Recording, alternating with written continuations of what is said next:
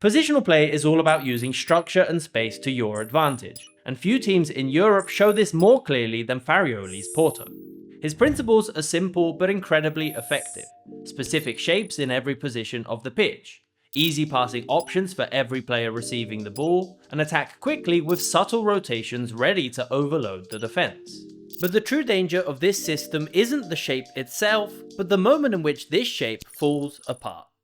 Farioli's Porto line up in a 4-3-3, and are one of the few teams who actually resemble this shape a lot of the times when in possession. But it makes much more sense to analyze this team based on the 3 separate phases of attack, and the different shapes they adopt in each of these zones. In fact, there's a very specific plan in each of these phases, and it gets more and more dynamic as they move up the pitch. The base for all their attacks is the 3-4-4 used deep in their own half. And it's important to include the goalkeeper in this shape, because he's arguably the key player to make it all possible. If this shape seems familiar to you, then it's probably because it's the same idea used by Roberto De Zerbi. And it's safe to say Farioli picked up this idea from the time he spent with De Zerbi. But there are some slight differences in the structure. This shape is beneficial for a number of reasons, and it also instantly highlights some of the key principles of Farioli's ideology. Principle 1 is to build from the back as much as possible. In the league, they rank 16th for long balls, highlighting how the majority of the first passes are around the back line. The keeper is considered the first outfield player, and the team will rely on him to create a man advantage. For example, when starting the attack, this 3-4-4 shape gives you 7 players instantly ready to circulate possession, while the remaining 4 outfield players stay high and try and pin back the defenders. Because it starts from a 4-3-3, one box-to-box midfielder, usually Farioli, will drop alongside the CDM Rosario, while the other box-to-box midfielder Mora will push forward. Usually he's not playing on the exact same line as the striker, but likes to hover in between this big gap between defense and midfield, ready to drop to give an option if needed, but also perfectly positioned to push forward if play progresses on the opposite flank. But this initial structure at the back essentially means you'll always have a man advantage because of the goalkeeper, which allows you to easily circulate possession. And when the opposition commit too many players forward, this big gap between the lines then creates a huge problem for the opposition. They can go direct into the center and look for the layoff while the wingers attack in behind, or they can go down the line and look for a third man pass into the center. This instantly highlights the second core principle of this team, and that is the third man. The whole idea with this structure is to create triangles and easy passing combinations between the players, essentially trapping the opponent by always creating a man advantage. At the back, this could be when the keeper is closed down, so they move the ball into the holding midfielder and indirectly into the centre back, who now has space to push forward.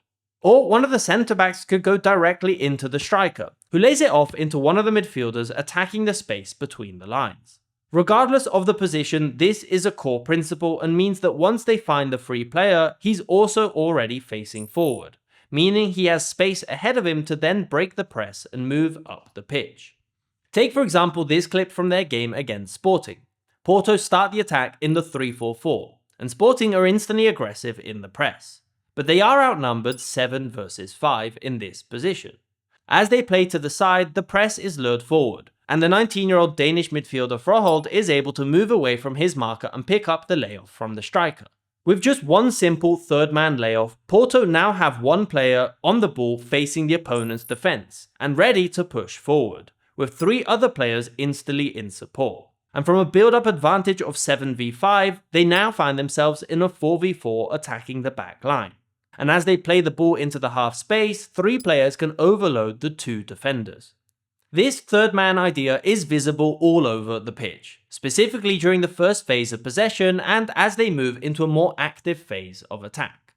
It's the kind of idea that we actually see quite a lot at international level as well. Because managers don't really have too much time to implement complicated systems, this structure allows managers to implement an idea that gives you a lot of passing options and cover at the back in case things don't work effectively. And it's this kind of passing football I hope we see a lot next summer.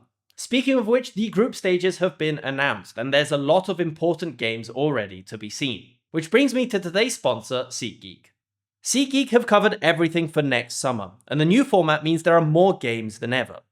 Personally, Group I think will be a tricky one to call, but I'm definitely eyeing up a trip to go watch England break my heart in person. What a privilege. With over 35 million downloads, SeatGeek is rated the #1 ticketing app, and they've got more than 70,000 events on the platform, not just for football, but even for concerts, festivals, or whatever you're into. I've used SeatGeek before for live events, and what I love is just how easy it is to spot a good deal.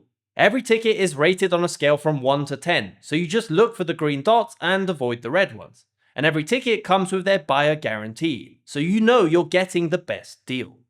So if you're heading to the US for the World Cup next summer, then I've got a discount for you courtesy of SeatGeek. You can get $30 off tickets after you spend $200 using the code META. This code works for both new and existing users, and you can get started by clicking the link in the description down below. Thank you to SeatGeek for sponsoring this video. So because Porto have so many players in a deep position, it does often mean the opposition is quite hesitant to commit too many players to the press, which means Porto can build their attack slowly and start from a more active position, which is where we see them transition into their second phase of play. Initially from open play, the keeper is still an important part of the move, and the centre-backs will split with the full-backs pushing forward, attempting to stretch the pitch both horizontally and vertically. From here, they do often look to create quick attacks with long balls out wide and passes in behind the defence. But where we see the most consistent shape is once the keeper can no longer be involved in the move. And from here, it makes this setup much easier to understand if we divide it into two separate groups of players. Take this clip here from one of their recent matches, where we can perfectly see the overarching 4-3-3 shape. There's two distinct groups of players, the builders and the invaders, but the patterns get more and more precise. The fullbacks are positioned to create a triangle with the wingers and midfielders. The holding midfielder creates a triangle with the centre-backs, and there are direct links from the building group to the attack.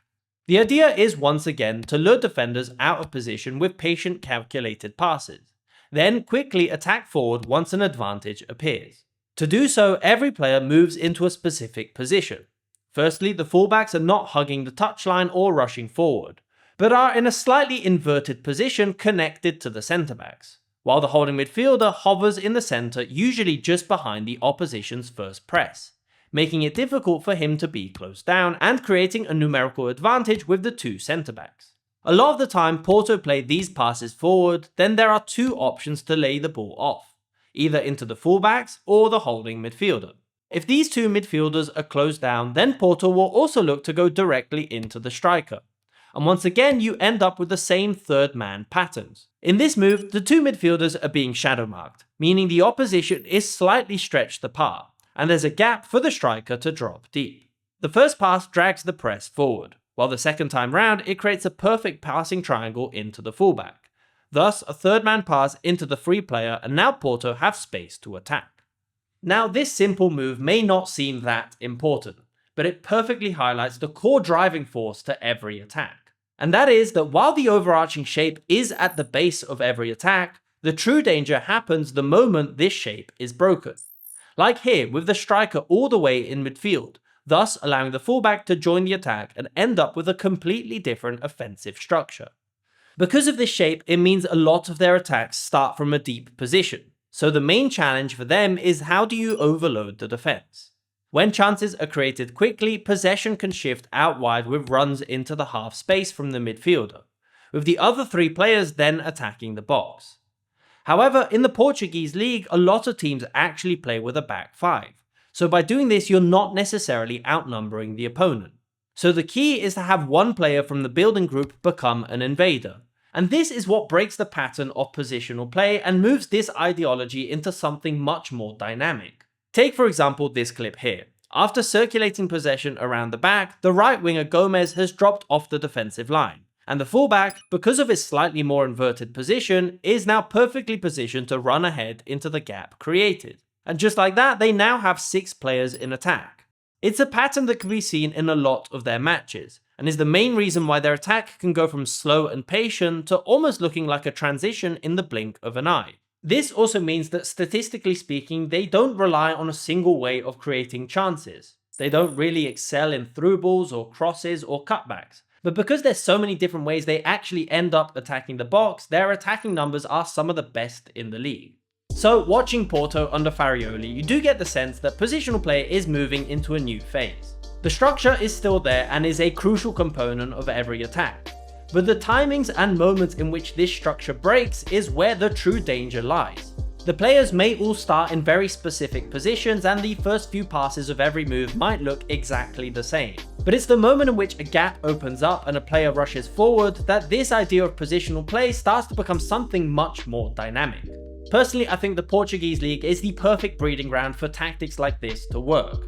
Teams don't press as aggressively and there's a lot of technical quality that allows for these quick passing combinations. But do you think these ideas would work at the top level of European football? Leave your thoughts in the comments down below. And I recently made a video that I'm really proud of, breaking down how 3 elite players can completely change a manager's tactics. So if you want to check that out, you can click this video right here. Thanks for watching.